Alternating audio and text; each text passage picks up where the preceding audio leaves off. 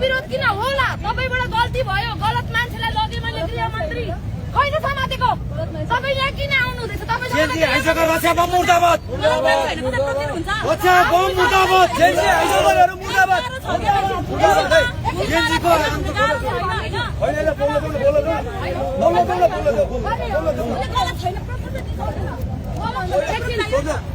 कानुनी भाषामा म तपाईँलाई के भन्छु, तपाईँसँग नम्बर छ, तपाईँसँग नेपाली समाजलाई नेपाली समाजलाई नम्बर छ होइन? व्यक्तिगत रूपमा गृहमन्त्रीको नम्बर छ होइन उहाँसँग? व्यक्तिगत रूपमा भेट्न जानलाई टाइम छ होइन उहाँसँग? प्रधानमन्त्रीलाई अस्ति भर्खर आफै एक्लै भेटेर आउनु भएको होइन उहाँ? प्रधानमन्त्रीलाई एक्लै भेटेर आउनु भयो। गृहमन्त्रीको पर्सनल नम्बर छ, 2 बजे रातिको फोन गर्दा उठाउँछ उसको फोन। अहिले बाटोमा नाटक पार्नु, अहिले बाटोमा नाटक पार्नु, गृहमन्त्रीज्यूले रातिको 2 बजे फोन गर्दा पनि उठाउनुहुन्छ। व्यक्तिगत रूपमा बीबीसीको लागि तपाईको नाम गृहमन्त्रीले दिएको हो। जेन्जीको लिडर को भन्दा रक्षा बम यो हो?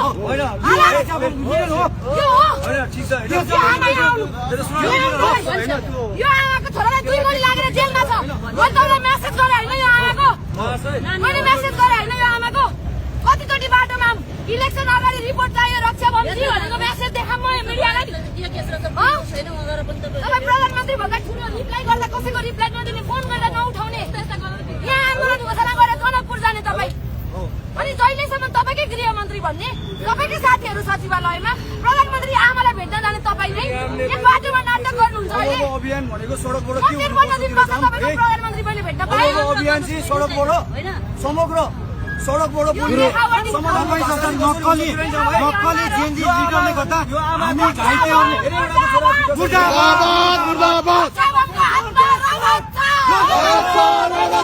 हाम्रो बच्चा रक्षा बमले मारेको हो। गृहमन्त्री आफूले ल्याएर नाटक पार्न बाटोमा आएको हो।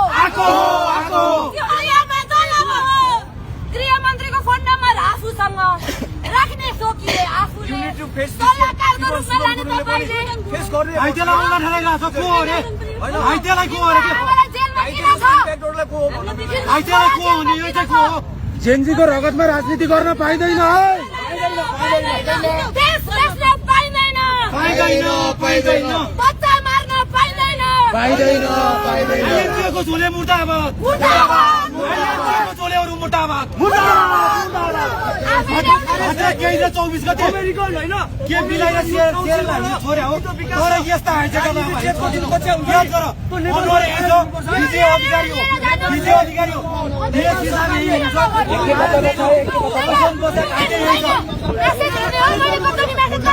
अब हामी छोड्यौँ किन हो यस्तो मान्छे यहाँ? हाइजेकर होइन, जेन्जीको हाइजेक गर्ने व्यक्ति होइन यो। सर उसले घाइतेलाई आउँला किन धम्कायो? उसले कारण चाहिन्छ हामीलाई। मसँग भिडियो छ। उसले आउँला किन चाहियो? घाइतेलाई आउँला ठहराउने अधिकार उसलाई कसले दियो? तपाईँलाई घाइतेलाई आउँला ठहराउने अधिकार कसले दियो?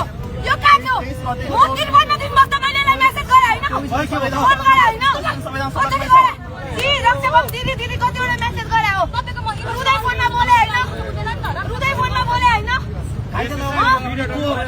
तपाईको फोन उठाउँदैन नम्बर कसले अहिले? जेन्जी लिडरले भन्छ घाइतेलाई को हो रे? अहिले गृहमन्त्री तपाईले लगे हैन? सरिस्माजी तपाईले लगे हैन? तपाईले लगे हैन गृहमन्त्री? हो नि तपाईले नै न्याय नपाउने भए, तपाईले लगेको गृहमन्त्री तपाईले न्याय नपाउने भए कसलाई दिने? अनुहार देखाउन आउनु रमाइलो छ अहिले हैन? इलेक्सन अगाडि किन चाहिएन तपाईलाई? इलेक्सन अगाडि रिपोर्ट किन चाहिएन तपाईलाई? हामीले भोट हाल्न पाउनु पर्दैन थियो। यी आमाको छोरा मरेर भोट हाल्न पाउनु पर्दैन थियो। आँखामा पट्टी बाँधेर इलेक्सन अगाडि रिपोर्ट मागौँ, इलेक्सन अगाडि छानबिन समितिको रिपोर्ट मागौँ। भोलिको दिनमा रगत लागेको मान्छेलाई सदनमा नपुर्याम। गलत मान्छे हामीलाई माया छ, हाम्रो सिंहदरबारको वाउ छैन हामीलाई। आचरण बदलिन आएको सर्वप्रथम त्यसको लागि मानवीय आचरण बदलिनु पर्छ।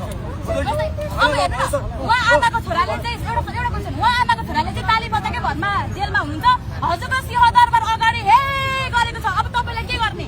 अब त्यो कानुनले हजुरलाई के गर्ने? हजुरलाई जेल चलानी गर्ने कि नगर्ने? गर्ने नगर्ने उहाँ अलग छ निकाल्नुस् भाइ 4 बजे हुनुहुन्छ उहाँ फोटो खिचेको भरमा उहाँलाई 4 बजे जेल छ चलान गरेछ मलाई छैन तपाईले हाल्नु हैन फोटो फोटो हाल्नु हैन फोटो हाल्नु हैन तपाईँ हटेर भ्रष्टाचारीलाई कानुन आफूबाट गर्नुहोस् हेर्नु है यसको के भन्छु स्वास्थ्य कन्ट्रोभर्सी मेरो आशा थियो नबेसप्रति संवाद हो है यदि उहाँहरू जस्तो मान्छे अदालत यो उहाँहरू जस्ता सानोतिनो मिस्टेक गरेर आज मैले गल्ती गरेको भनेर अवसरमा पछाडि गएर जति पनि चित्तमा खस्ने हो भने उहाँहरू जस्तो मान्छेलाई उहाँहरू जस्तो मान्छेलाई 324 मा जेल नष्ट भएर चाहिँ सबभन्दा पुऱ्याउने मान्छेहरूलाई चाहिँ हामीले छुट दिएर के नेताहरूलाई छुट दिन त तपाईँ हामी गल्ती गर्ने अनि गलतीहरूलाई देख्ने यो भएन है भएन हामी त रक्षात्मक स्तरमा हामी उर्केको होइन गाउँमा हुर्केर आएको हामी साँच्चै नै 2324 मा देशले बोलेर आएको मान्छे साँच्चै नै सिस्टम परिवर्तन हुनुपर्छ कानुन इक्वालिटी हुनुपर्छ भनेर आएको थियौँ जेएनजी तर तपाईँहरूले हामीसँग कहिले कोर्डिनेट गर्नु भएन युनाइटेड गर्नु भएन डिभाइड एन्ड रुल गर्नु भयो तपाईँहरूले याद राख्नु है अब पाली सुदन गुरुङको छ अब पाली सुदन गुरुङको छ है तिमीहरूको हातमा पुलिस प्रशासन होला किरा होला तर त्यो दिन धेरै टिक्दैन स्पष्ट सत्ता सधैँ एउटाको हातमा टिक्दैन कुनै दिन हाम्रो पनि होला याद गर्नु